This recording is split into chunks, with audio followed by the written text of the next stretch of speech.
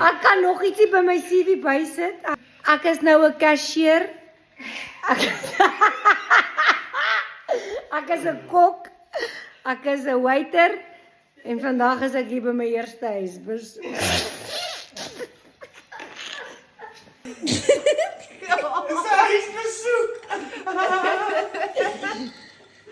Susan, is jy tevrede met die diens? Ek is, jy het net die dop gebring nie, ek moes my eie dop ingooi in my eie huis.